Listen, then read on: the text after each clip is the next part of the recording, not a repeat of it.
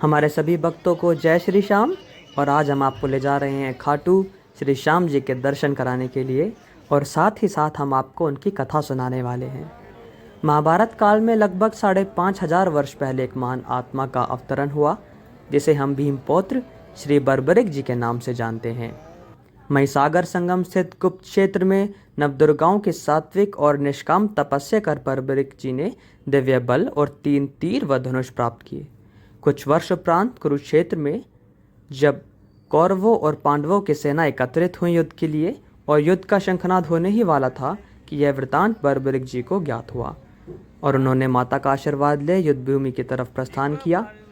उनका इरादा था कि युद्ध में जो भी हारेगा वह उसी की सहायता करेंगे, हारे का सहारा बनेंगे। और भगवान श्री कृष्ण को जब यह वृतांत ज्ञात हुआ तो उन्होंने सोचा कि ऐसे तो युद्ध कभी समाप्त ही नहीं होने वाला। तो उन्होंने ब्राह्मण का वेश धारण कर बर्बरिक जी का मार्ग रोककर उनसे पूछा कि आप कहाँ प्रस्थान कर रहे हैं। तो बर्बरिक जी ने अपना ध्येय बताया कि वह कुरुक्षेत्र जाकर अपना कर्तव्य निर्वाह करेंगे और हारे का सहारा बनेंगे। इस पर श्री कृष्ण जी ने उनसे अपना कौशल दिखाने को कहा। तो बर्बरिक जी ने एक ही तीर से पेड़ के सभी पत्तों को भेद दिया, सिवाय एक पत्ते के जो श्री कृष्ण ने अपने पैरों के नीचे दबा दिया था। तो बर्बरिक जी ने ब्राह्मण रूपी श्री कृष्ण से प्रार्थना की कि वह अपना पैर पत्ते के ऊपर से हटाएं, वरना उनका पैर भी घायल हो सकता है। तो श्री कृष्ण ने अपना पैर हटा लिया और बर्बरिक जी से एक वरदान मांगा।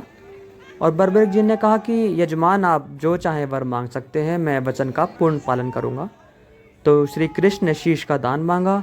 यह सुनकर बर्बरिक जी तनिक भी विचलित नहीं हुए, परंतु उन्होंने श्री कृष्ण को अपना वास्तविक रूप में दर्शन देने की बात की, क्योंकि कोई भी साधारण व्यक्ति यह दान नहीं मांग सकता।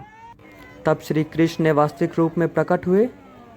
उन्होंने बर्बरिक जी का मस्तक रंड चंडिका को भेंट करने के लिए मांगा, और साथ ही वरदान दिया कि कलयुग में तुम मेरे नाम से जाने जाओगे और मेरी ही शक्ति तुम में निहित होगी, और देवगण तुम्हारे मस्तक की पूजा करेंगे। जब तक यह पृथ्वी, चंद्रमा और सूर्य रहेंगे, तब तक तुम लोगों के द्वारा मेरे श्री श्याम रूप में पूजनीय रहोगे। मस्तक ने संपूर्ण महाभारत का युद्ध देखा एवं युद्ध के निर्णायक भी रहे। युद्ध के बाद महाबली बर्बरिक जी श्री कृष्ण से आशीर्वाद लेके अंतर ध्यान हो गए। तो यह थी उनकी कथा, और यहाँ हम आपको करा रहे हैं उनके दर्शन। जय श्री श्याम।